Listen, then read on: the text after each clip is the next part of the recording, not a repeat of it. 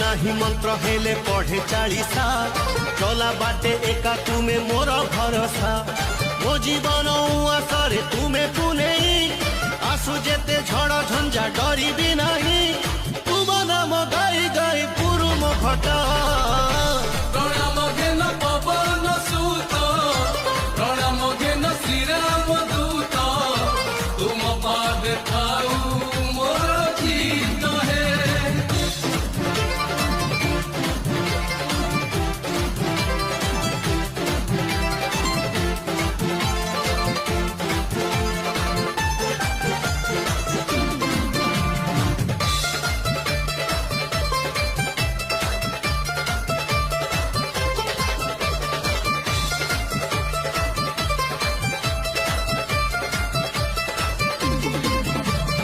एही मोर निवेदन